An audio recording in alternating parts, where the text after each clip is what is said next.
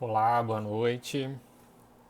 Estamos aqui então reunidos para darmos seguimento ao estudo do Livro dos Espíritos, nas nossas reuniões de sexta do Grupo Espírita Ibirajara. Eu vou começar o nosso estudo lendo uma paginazinha do Vida Feliz do Joana de Anjos.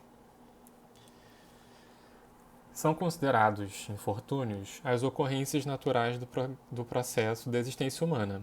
Perda de pessoas queridas, acidentes com sequelas dolorosas, ruínas econômicas, falência afetiva, terremotos e outros cataclismas.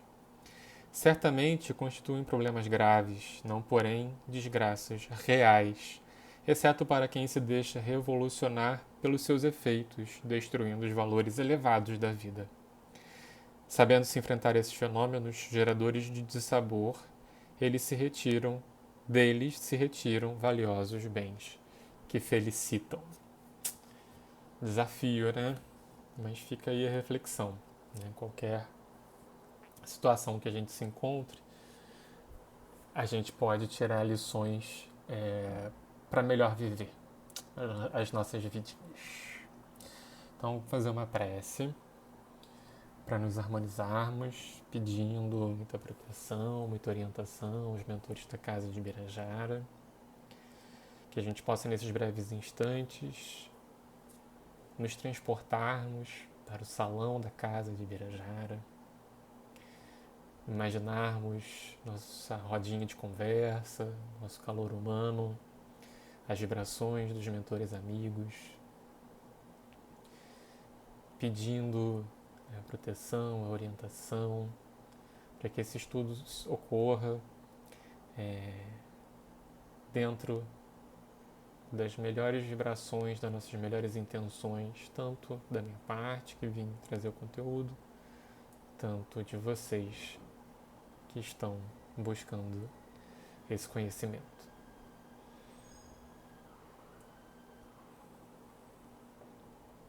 Pedindo então aos mentores amigos a permissão e a proteção para iniciarmos o nosso trabalho nessa noite. Que assim seja, graças a Deus. A parte que me coube aqui para estudar hoje é o capítulo, está lá no capítulo 2 da parte quarta das Esperanças e Consolações, o capítulo 2 que trata das penas e gozos futuros, as consequências dos nossos atos no futuro. Né? Então, é a pergunta 990 até a 1002. São 13 perguntas. Então, bastante coisa para a gente comentar. Tá? Vou tentar ser o mais ágil, sucinto aqui, até para não se tornar uma coisa enfadonha, né? Eu vou tentar dar uma agilizada aqui com vocês nas análises, tá? Mas sempre com muita atenção, com muita disposição para tentar passar o melhor conteúdo. Pergunta 990. São perguntas que tratam do tema expiação e arrependimento, tá? Pergunta 990. O arrependimento se dá no estado corporal ou no estado espiritual? Os espíritos respondem: no estado espiritual, mas também pode ocorrer no estado corporal, quando bem compreendeis a diferença entre o bem e o mal.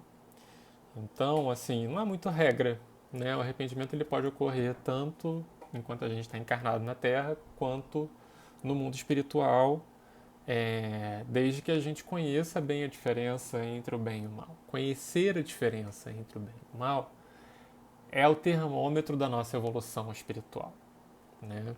Então, quanto mais elevado a gente for espiritualmente, mais consciente, mais atentos para as nossas ações nós vamos estar, e com mais possibilidades de nos arrependermos e reparar os nossos erros nós estaremos. Né? Pergunta 991. Qual a consequência do arrependimento no estado espiritual? Aí a resposta dos espíritos: desejar o arrependido uma nova encarnação para se purificar. O espírito compreende as imperfeições que o privam de ser feliz e por isso aspiram a uma nova experiência em que possa expiar suas faltas. Então os espíritos estão perguntando aqui, tudo bem, a gente sabe, a gente conhece bem as consequências do arrependimento no estado corporal, mas no estado espiritual, como é que isso acontece? Né? O que acontece com esse espírito?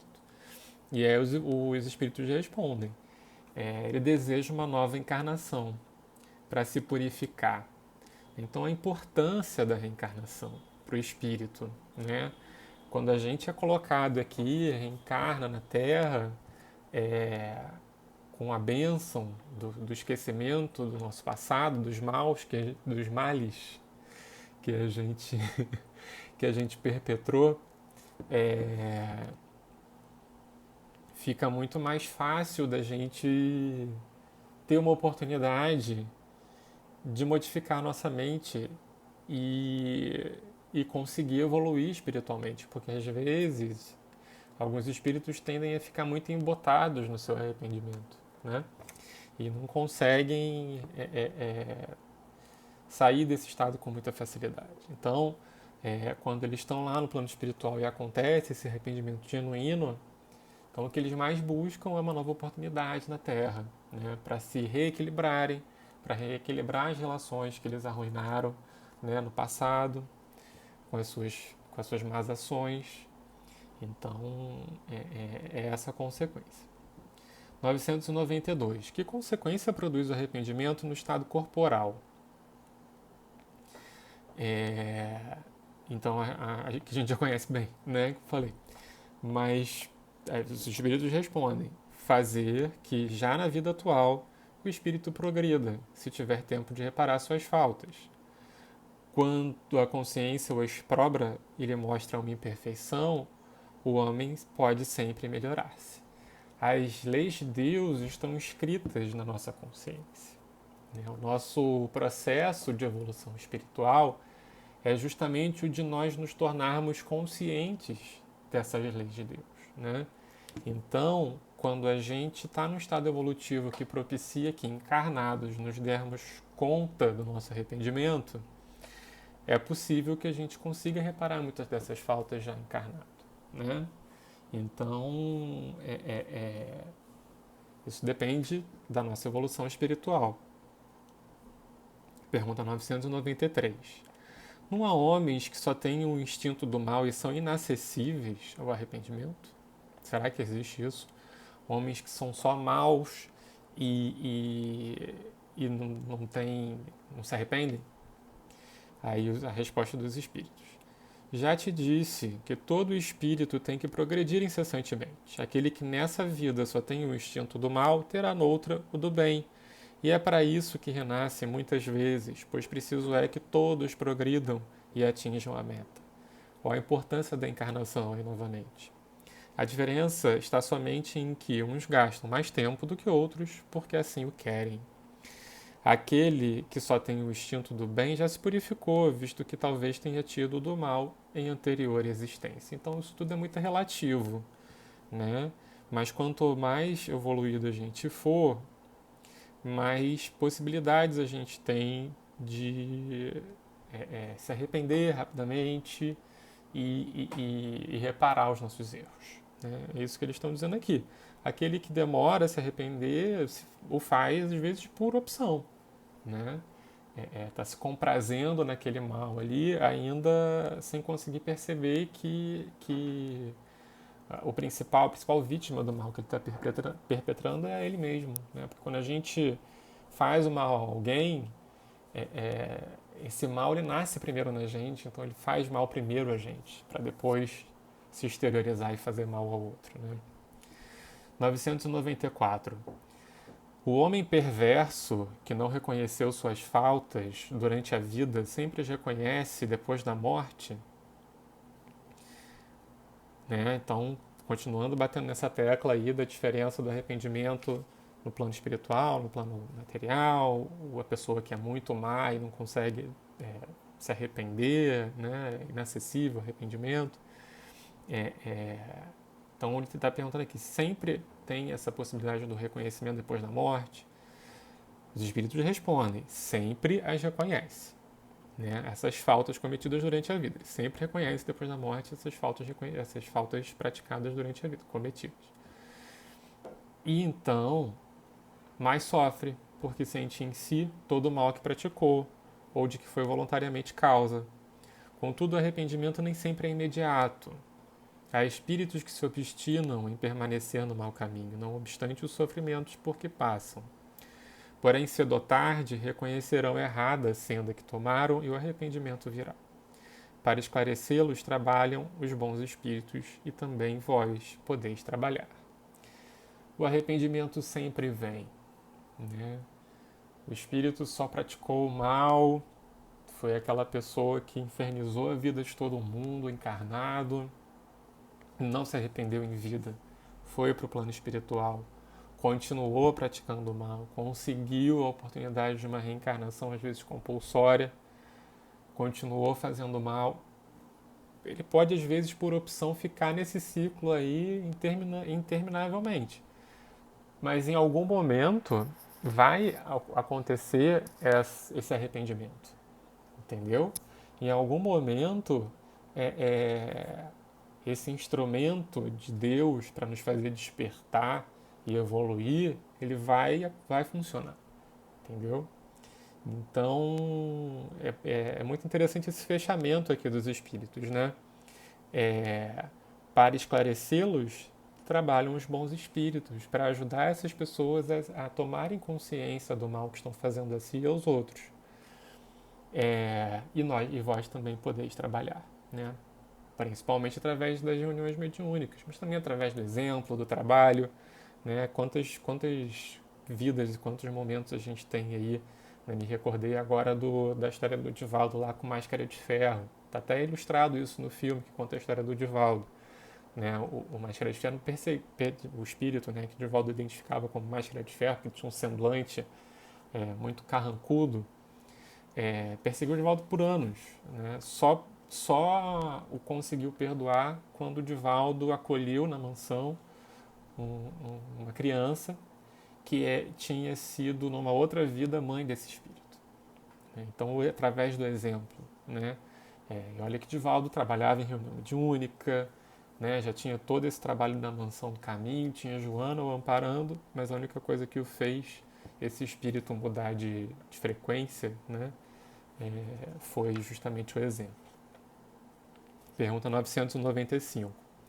Haverá espíritos que, sem serem maus, se conservam indiferentes à sua sorte? Resposta. Há espíritos que de coisa alguma útil se ocupam, estão na expectativa, mas nesse caso sofrem proporcionalmente. Devendo em tudo haver progresso, neles o progresso se manifesta pela dor. Né? Se a pessoa permanece indiferente, né, ao mundo, às dores do mundo, a todos os estímulos que o mundo tem para convidar os corações ao amor, em algum momento ela vai ser tocada pela dor, né, para poder então fazer esse movimento de desabrochar dentro de si, desabrochar, vivenciar, experimentar a sua dor, buscar sair dessa dor e assim crescer e assim ajudar os outros a crescer. Né? Subpergunta A. Não desejam esses espíritos abreviar seus sofrimentos, esses espíritos indiferentes? Os espíritos respondem, desejam-no sem dúvida, mas falta-lhes energia bastante para quererem, o que vos pode aliviar, vontade. Né? André Luiz fala da alavanca da vontade. Às vezes basta um pouquinho de vontade que o efeito disso vai ser uma coisa multiplicada por fatores que a gente nem imagina. Né? Às vezes a pessoa não está disposta a entregar esse mínimo de vontade. Às vezes esse mínimo de vontade demanda um esforço tremendo ainda desse espírito. Né? E aí eles botam aqui uma pergunta. Quantos indivíduos se contam entre vós que preferem morrer de miséria a trabalhar? Né? Pergunta 996. Por que os espíritos veem o mal que lhes resulta de suas imperfeições? Como se explica que haja os que agravam suas situações e prolongam o estado de inferioridade em que se encontram, fazendo o mal como espíritos afastando do bom caminho os homens? Então, esses aí são os contrários dos indiferentes, né? Eles sabem que são maus, sabem que estão fazendo mal e estão ali persistindo. Então, como é que fica a situação desses espíritos? Aí os espíritos respondem: assim procedem os de tardio arrependimento. Pode também acontecer que depois de se haver arrependido, o espírito se deixe arrastar de novo para o caminho do mal, por outros espíritos ainda mais atrasados. Estão brincando com a própria sorte, né? Estão escolhendo não se arrependerem. Então pode acontecer que eles acabem se tornando presos de outros espíritos ainda mais atrasados que eles, né? Pergunta 997. Veem-se espíritos de notória inferioridade, acessíveis aos bons sentimentos e sensíveis às preces que por eles se fazem. Como se explica que outros espíritos, que deveramos supor mais esclarecidos, revelem um endurecimento e um cinismo dos quais coisa alguma consegue triunfar? Kardec está perguntando aqui, está colocando a seguinte situação para os espíritos. Tem espíritos de notória inferioridade, mas que são suscetíveis às conversas, às conversas fraternas nas reuniões mediúnicas, aos bons sentimentos, às orações. Mas ao mesmo tempo existem espíritos que são muito mais esclarecidos que esses, mas que são completamente impenetráveis, né? Endurecidos. E aí Kardec pergunta assim: como se explica então, né, que esses espíritos que são mais esclarecidos como se explica que outros espíritos revelam o endurecimento do cinismo dos quais coisa alguma consegue triunfar? Respondem os espíritos: a prece só tem efeito sobre o espírito que se arrepende. Com relação aos que, impelidos pelo orgulho, se revoltam contra Deus e persistem nos seus desvarios, chegando mesmo a exagerá-los, como fazem alguns desgraçados espíritos, a prece nada pode, nada poderá, senão no dia em que um clarão de arrependimento se produza neles.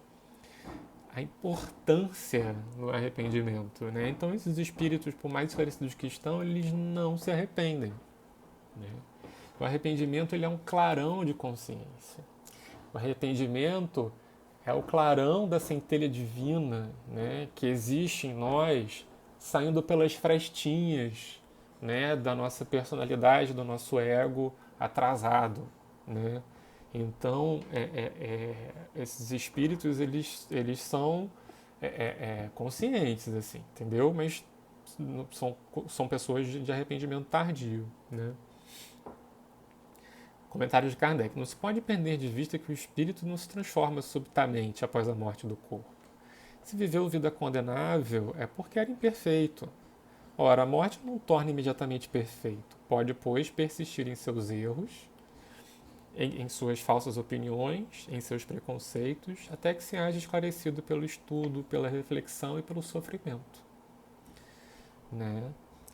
Pergunta 998. A expiação se cumpre no lado corporal ou no estado espiritual? Ele já está passando para o outro item, né? Ele estava falando até agora de arrependimento, agora ele está falando de expiação. Então você se arrepende e então o caminho de volta, você está indo numa direção. O arrepender, uma vez eu vi uma pessoa fazendo essa análise, pender para o outro lado, né? Então você se arrepende, você muda a sua trajetória. Você está indo para um lado assim, estou indo lá no mal, né? E aí aconteceu alguma coisa que eu despertei e falei, estou indo pelo caminho errado, então deixa eu voltar. O caminho de volta é a expiação, né? O Haroldo Dutra Dias, ele tem uma palestra que ele fala que a expiação é trocar de lado, né? É o espírito que praticou o mal sendo colocado como vítima, né, numa outra circunstância, numa outra encarnação, né? É ela experimentar o que ela perpetrou de maldade no outro, né? Então é um instrumento que desperta a nossa empatia, né? Que desperta o nosso senso de fazer ao outro somente aquilo que a gente gostaria que o outro fizesse. Pergunta 998. A expiação se cumpre no estado corporal ou no estado espiritual? Resposta: a expiação se cumpre durante a existência corporal, mediante as provas a que o espírito se acha submetido, e na vida espiritual pelos sofrimentos morais inerentes ao estado de inferioridade do espírito. Então essa expiação, ela pode ocorrer tanto no plano espiritual como no plano corporal, assim como o arrependimento, né? Pergunta 999. Basta o arrependimento durante a vida para que as faltas do espírito se apaguem e ele ache graça diante de Deus? Graça não no sentido de achar engraçado, mas ele ache graça no sentido de dádiva, né, divina, de perdão divino.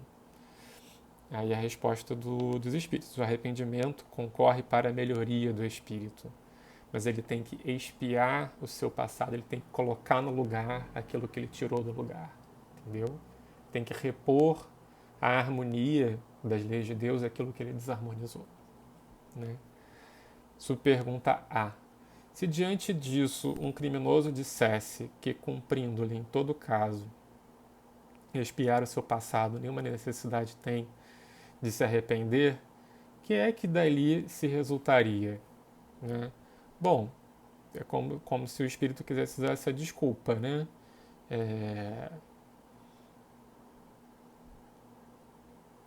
Eu vou ter que expiar de qualquer jeito, então não preciso me arrepender. Não é mais ou menos esse migué. O Kardec está questionando isso. Se o espírito, né, dá esse migué, né? Ele dá esse migué, assim, o que a gente pode pensar disso? E aí os espíritos respondem. Torna-se mais longa e mais penosa a sua expiação, desde que ele se torne obstinado no mal. O arrependimento é necessário, né? Quando nós não nos arrependemos, mais penosa é a nossa expiação. A lei de Deus, ela é implacável, né, no fazer, no tornar o espírito bom, né? Então, a gente tem o livre-arbítrio, a gente tem uma liberdade de praticar o mal, né, dentro dos limites da nossa ignorância e tudo mais, mas tem situações em que a lei de Deus atua, e aí são os propósitos divinos, os arcanos divinos, que a gente não tem ingerência, a gente não sabe exatamente como funciona, a gente só está deduzindo, né? O que os espíritos estão ajudando a gente aqui é a deduzir melhor, né? Mas tem muita coisa ainda da lei de ação e reação, do karma, né? Se a gente puder colocar assim, que a nossa inteligência humana ainda não consegue entender. Então, temos também que às vezes reconhecer, nos prostrar diante dos desígnios de Deus. Pergunta de número 1000. Já desde esta vida poderemos ir resgatando nossas faltas? Resposta dos espíritos. Sim, reparando-as. Mas não creiais que resgateis mediante algumas privações pueris, ou distribuindo em esmolas o que possuirdes, depois que morrerdes, quando de nada mais precisais. Deus não dá valor a um arrependimento estéril, sempre fácil, e que apenas custa o esforço de bater no peito. A perda de um dedo mínimo, quando se esteja prestando um serviço, apaga mais faltas do que o suplício da carne suportado durante anos com objetivo exclusivamente pessoal. Só por meio do bem se repara o mal? Só por meio do bem, então é uma afirmativa. Só por meio do bem se repara o mal. E a reparação, nem o mérito apresenta se não atinge o homem, nem no seu orgulho, nem nos seus interesses materiais. De que serve para a sua justificação que restitua depois de morrer os bens mal adquiridos, quando se lhes tornaram inúteis e deles tirou todo o proveito? De que lhe serve privar-se de alguns gozos fúteis, de algumas superfluidades, se permanece integral o dano que causou a outrem? De que lhe serve finalmente humilhar-se diante de Deus, se perante os homens conserva o seu orgulho? Então a questão toda está justamente no vencer o orgulho, né? Nos doarmos, nos darmos sinceramente ao outro, né? O resgate das faltas não é deixar de herança para uma instituição de caridade seu patrimônio. Com certeza que isso ajuda, mas seria muito importante que você em vida também tivesse se doado, né? Se dado, para as instituições, né, de caridade. Pergunta 1001. Nenhum mérito haverá em assegurarmos, para depois de nossa morte, emprego útil aos bens que possuímos? Resposta. Nenhum mérito não é o termo, dizem os espíritos. Isso sempre é melhor do que nada. A desgraça, porém, é que aquele que só depois de morto dá é quase sempre mais egoísta do que generoso. Quer ter fruto do bem sem o trabalho de praticá-lo. Duplo proveito tira aquele que em vida se priva de alguma coisa. O mérito do sacrifício e o prazer de ver felizes os que lhe devem a felicidade. Mas lá está o egoísmo a dizer-lhe: que dás, tiras aos teus gozos. E como o egoísmo fala mais alto do que o desinteresse e a caridade, o homem guarda o que possui, pretextando suas necessidades pessoais e as exigências da sua posição. Lastimai aquele que desconhece o prazer de dar, acha-se verdadeiramente privado de um dos mais puros e suaves gozos. Submetendo-o à prova da riqueza, tão escorregadia e perigosa para o seu futuro, ouve Deus, por bem conceder-lhe uma compensação, a aventura da generosidade, de que já esse mundo pode gozar. Nesse mundo pode gozar. Pergunta 1002 e última pergunta. O que deve fazer aquele que em artigo de morte reconhece suas faltas quando já não tem tempo de as reparar? Basta-lhe, nesse caso, arrepender-se? Resposta dos Espíritos. O arrependimento lhe apressa a reabilitação, mas não o absolve. Diante dele não se desdobra o futuro, que jamais se lhe tranca? Está aí a pergunta. Então, essas foram as perguntas do Livro dos Espíritos sobre arrependimento e expiação. E aí tem um textinho aqui no Céu e no Inferno, muito interessante, que é o Código da Vida Futura, que está aqui no capítulo 7 do Céu e Inferno, que é o capítulo que trata das penas futuras segundo o Espiritismo. Lá no item 16 do Código Penal da Vida Futura, os Espíritos colocam assim: o arrependimento, conquanto seja o primeiro passo para a regeneração, não basta por si só. São precisas a expiação e a reparação. Arrependimento, expiação e reparação constituem, portanto, as três condições necessárias para apagar os traços de uma falta e suas consequências. O arrependimento suaviza os travos da expiação, abrindo pela esperança o caminho da reabilitação.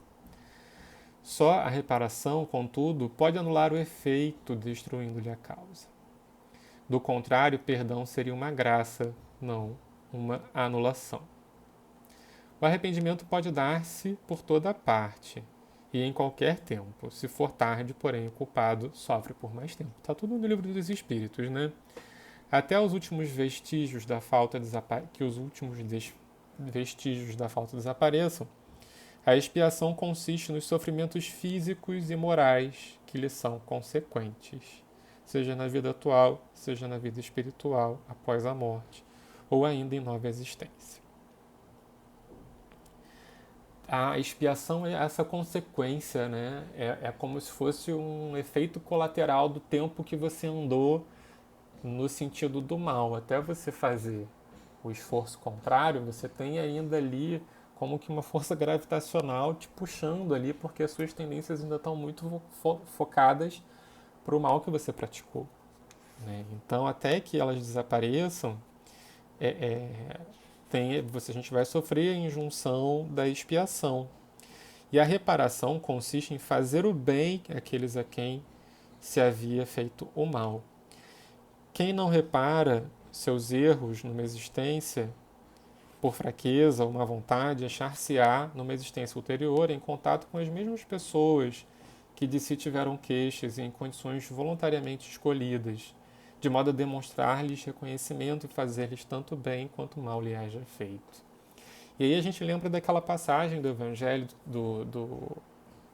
Amai os vossos inimigos, no Evangelho segundo o Espiritismo, que o Kardec ele faz essa ponderação. Nem sempre a gente consegue amar os nossos inimigos, né? Mas só da gente não querer o mal já é um passo importante. Em algum momento nós vamos reconstruir essa relação, né? A gente vê inúmeras obras espíritas tratando disso. Me vem à cabeça agora a obra do Dona Ivone, né? Nas Voragens do Pecado, o Cavaleiro de Lumière e o Drama da Bretanha. Né? É uma trama espiritual que começa lá na noite de São Bartolomeu, em eventos anteriores à noite de São Bartolomeu, vai desaguar em tramas até 2 séculos após esses acontecimentos. Então, acho que até três séculos após. Então,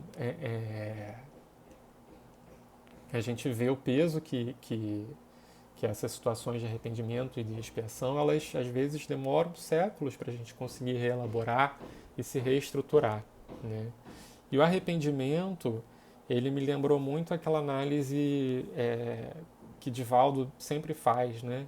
Do cair em si, né? Das passagens evangélicas em que Jesus fala do cair em si, né? Do cair a ficha de fiz uma coisa errada, né? E aí ele cita como exemplo Judas, né?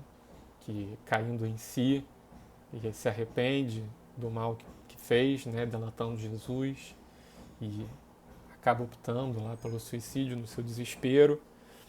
Pedro, né, depois de negar Jesus, caindo em si, percebeu que estava incorrendo em erro perante o ideal cristão. Maria de Magdala, né, caindo em si e fazendo a mais bela conversão do Evangelho, né?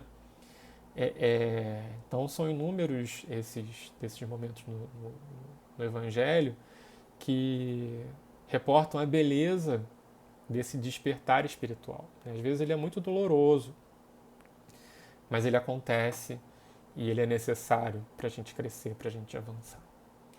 Então, foram essas as reflexões que eu gostaria de trazer.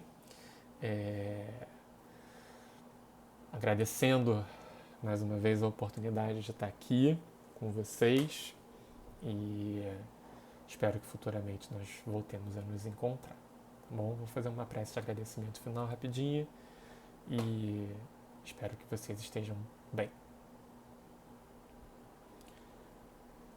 Obrigado, Senhor, obrigados, amigos da Casa de Birajara, por esses momentos de estudo, de reflexão, de autoanálise, de tanto aprendizado. Que possamos estar atentos às nossas ações, às nossas atitudes, aos nossos sentimentos, às nossas emoções, para que as nossas ações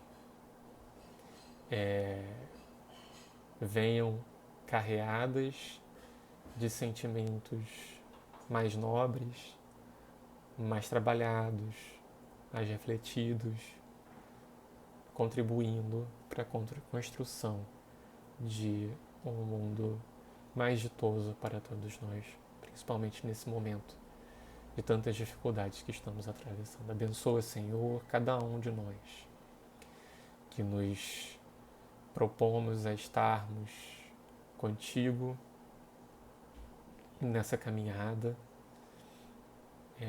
que não nos falte coragem e fé.